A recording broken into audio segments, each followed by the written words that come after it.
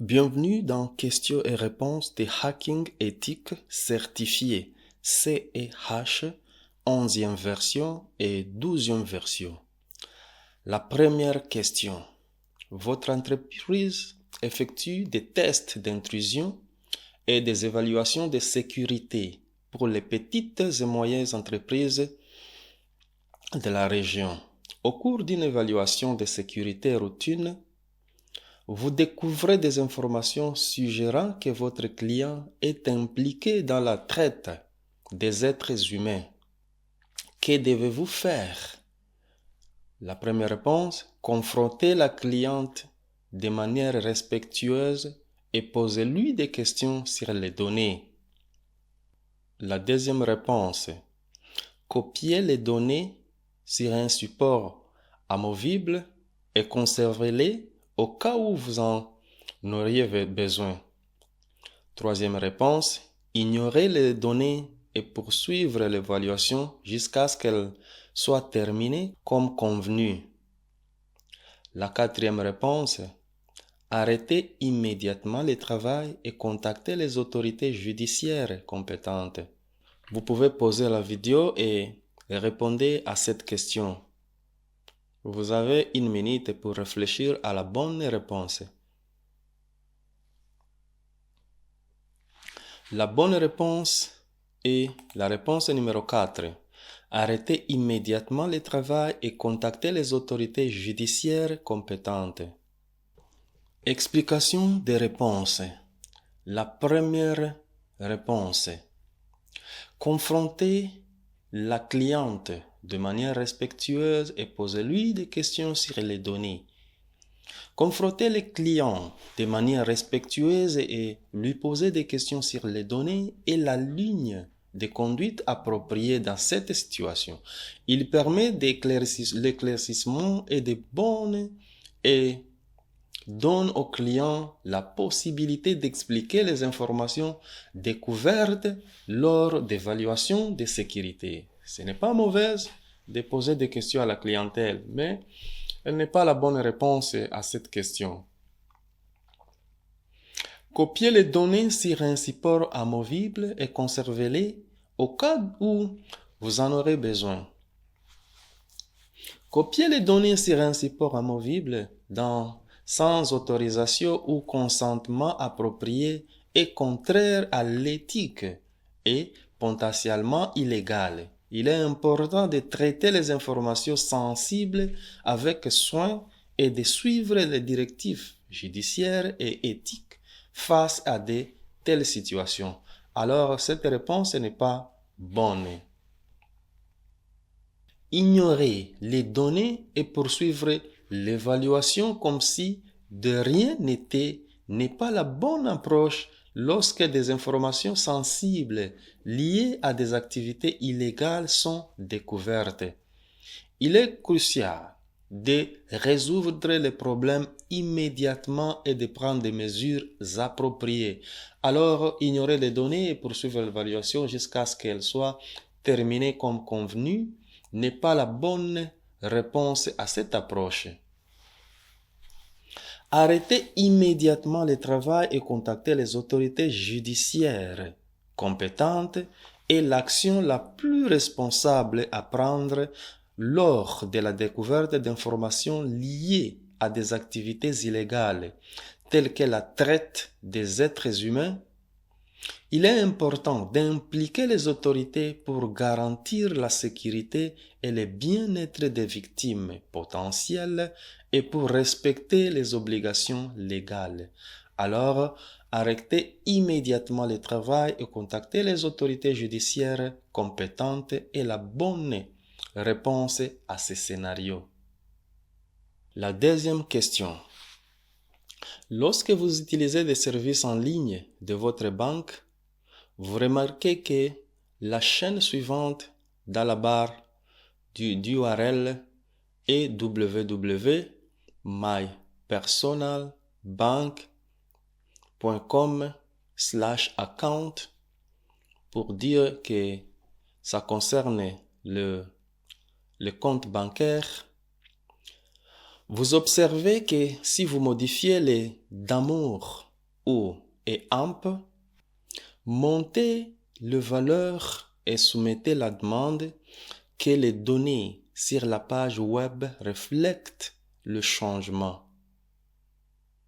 Vous observez que si vous modifiez les d'amour et AMP, montez les valeurs et soumettez la demande que les données sur la page web reflètent le changement.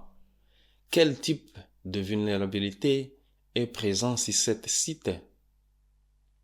Falsification des cookies. Deuxième réponse, injection SQL. Troisième réponse, falsification des paramètres web. Quatrième réponse, réflexion XSS. Posez la vidéo et répondez à cette question. La meilleure réponse est la réponse numéro 3, falsification des paramètres web. Deuxième question, explication des réponses. Falsification des cookies.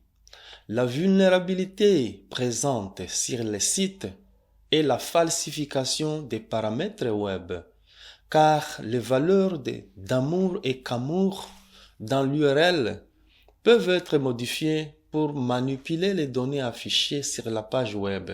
Ce type de vulnérabilité permet aux attaquants de modifier les paramètres de l'URL pour modifier le comportement de l'application et la potentiellement accéder à des informations non autorisées. Alors la falsification des cookies n'est pas la meilleure pour ce scénario. Injection de SQL. L'injection de SQL n'est pas le type de vulnérabilité approprié dans ce scénario. L'injection SQL consiste à insérer des codes SQL malveillants dans le champ de saisie pour manipuler la base de données. Dans ce cas, la vulnérabilité est liée à la manipulation des paramètres web dans l'URL et non à l'injection des codes SQL. Alors, injection SQL n'est pas la meilleure réponse à ce scénario. Falsification des paramètres web. La falsification des paramètres web est le type de vulnérabilité correcte dans ce scénario.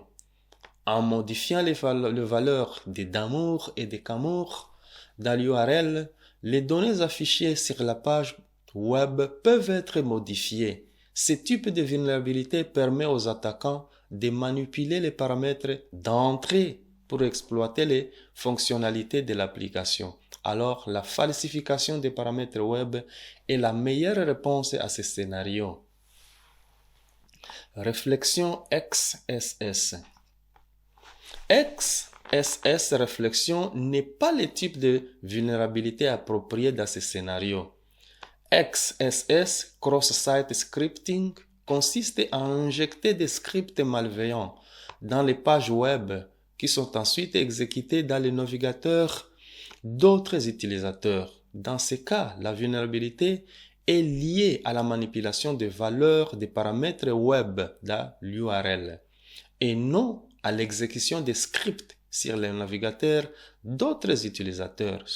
Alors, la réflexion XSS n'est pas la meilleure réponse pour ce scénario. La seule meilleure réponse est la falsification des paramètres web. Question numéro 3. L'établissement d'une connexion TCP implique une négociation appelée prise de contact à 3.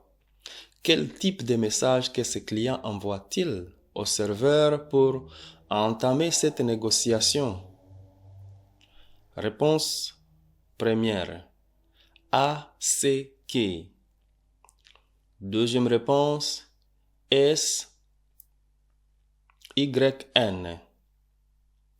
Troisième réponse. TVD. Quatrième réponse.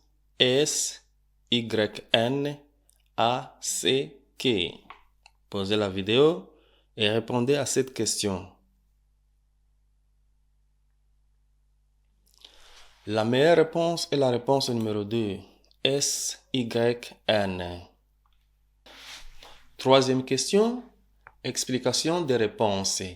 ACK. Le client envoie un message ACK, Acknowledgement, au serveur pour confirmer la réception du message SYN, Synchronize, envoyé pour le serveur. Il s'agit de la deuxième étape du processus d'établissement de liaison à 3 pour établir une connexion TCP. Alors, ACK n'est pas la meilleure réponse à ce scénario. SYN. Le client envoie un message SYN ou Synchronize au serveur pour lancer un processus d'établissement de la connexion. Il s'agit de la première étape de la négociation de prise à contact à 3 dans la communication TCP. Alors, SYN est la meilleure réponse pour ce scénario.